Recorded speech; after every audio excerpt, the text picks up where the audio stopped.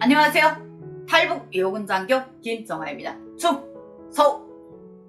네, 오늘도 김정아TV 시청해주신 구독자분들, 시청자분들 진심으로 감사 인사드리며 김정아TV 언제나 구독, 좋아요, 알람, 댓글로 많은 응원 부탁드리겠습니다.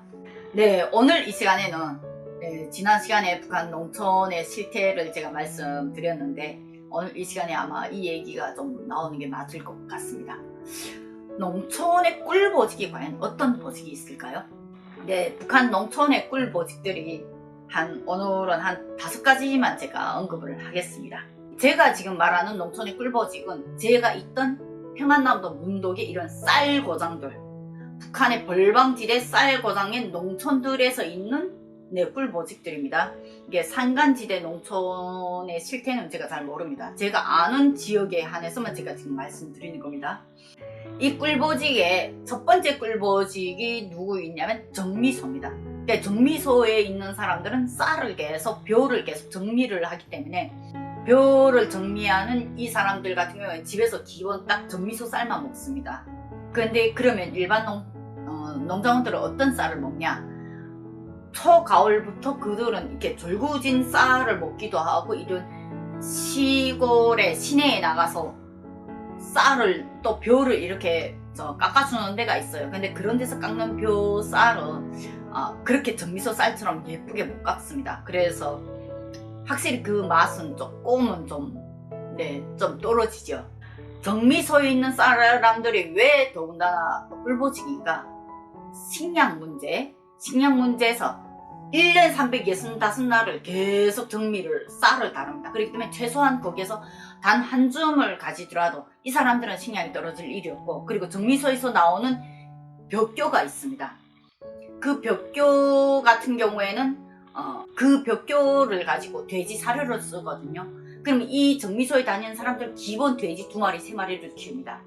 그러면 자기 고기 지원 생산을 하고도 그 돼지 가지고 팔아서 이게 돈은 돼지고기 팔한 그 돈으로 이제 살림을 구축을 하는 거죠. 그래서 어찌 보면 농촌에서 정미소에서 일하는 사람들은 최대의 꿀보직이다. 그럼 두 번째 꿀보직이 누구냐? 트럭도로 운전수들 같은 경우에는 물동량을 계속 실어 나르잖아요. 그렇기 때문에 운전수들 같은 경우에는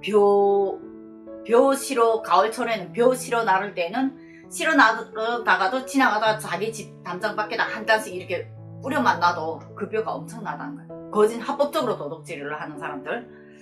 그리고 이 사람들 같은 경우에는 계속 이렇게 벼 나르고, 그리고 탈곡 다 한 다음에도 탈곡 다 된 벼도 나르고 쌀도 나르고 다양한 걸 많이 나릅니다. 그러니까 물동량을 직접 다루면서 나르는 사람들이기 때문에 여기에서 많은 조절이 있는 걸로 알고 있습니다. 그래서 트럭도로 운전수네 집에 가게 되면 그냥 쌀 고기가 떨어지질 않아요. 이게 두 번째 꿀보직입니다. 그럼 세 번째 꿀보직이 누구냐? 돈사. 매 작업반마다 돈사가 있습니다. 작업반에서 또 돼지를 직접 키우는 게 있는데 이 돈사 관리공들이 돼지를 먹이라고 주는 이런 탈곡할 때 나오는 벼 찌꺼기가 있어요. 근데 거기를 제대로 채를 안 치고 탈곡을 이렇게 막 할 때 벼 가만에 담아지지 못하고 옆으로 막 떨어지는 부스러기들이 있는데 그거를 실제 키질을 하게 되면 그거 그때 뭐라고 영어를 불렀는데 제가 그 영어를 까먹었습니다. 벼단을 다 한 다음에 그 나오는 그 벼 찌꺼기를 그냥 자루에다 막 담아서 돼지 먹인다고 그러면서 돈사에 다 가져가 버립니다.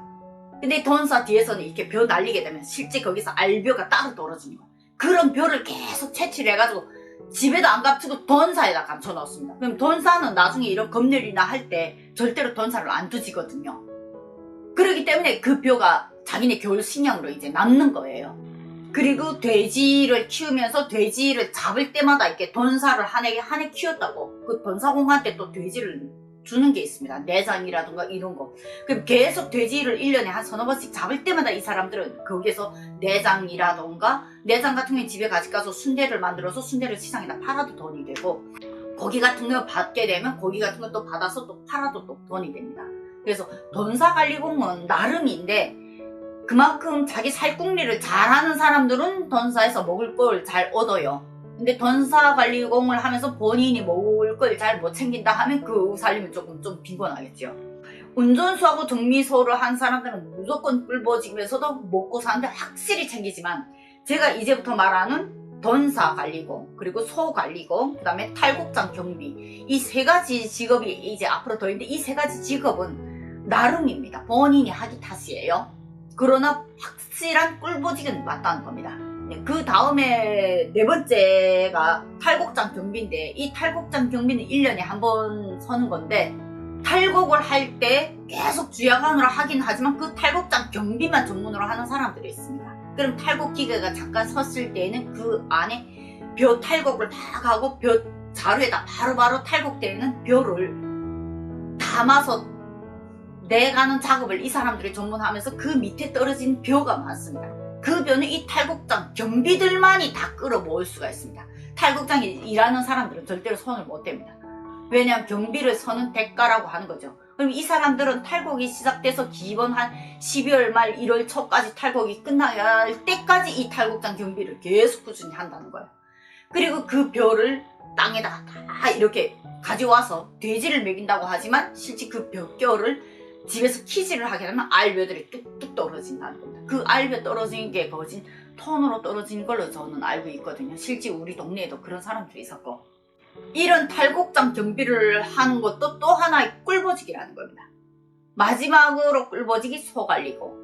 왜 소관리공을 마지막으로 하냐면, 어떤 분들은 아마 북한 출신 분들은 야 소관리공이 먼저 나와야 되는 거 아니야 라고 하는데, 소관리공은 자칫하면 감옥에 가던가 죽죠? 왜 소관리공이 자칫하면 감옥에 가거나 죽을 수가 있냐? 소관리라는 문제에서 소를 제대로 관리 못해서 소가 죽게 되면 그거 책임져야 됩니다. 이게 소가 국가재산이기 때문에. 근데 소 관리가 왜 또 꿀보직이 될 수 있냐? 첫째로 험한 농사일을 안 합니다. 소 관리기 때문에. 그리고 웬만해서는 소를 가지고 일하는 일만 합니다. 달구지 가지고 어디 뭘 나른다거나 뭐 밭갈이를 할 때 저거 쓴다거나. 근데 두 번째 문제는 이 소 관리를 하면서 소를 먹여야 되잖아요. 소를 먹일 수 있는 식량이 기본적으로 따로 나옵니다. 소식량이. 그 식량을 웬만해서 그 가족들이 많이 먹을 경우가 많습니다. 그리고 소관리공들한테 논두렁을 상당히 많은 양을 배송해 줍니다. 그리고 그 논두렁에다 뭘 심냐? 콩을 심습니다.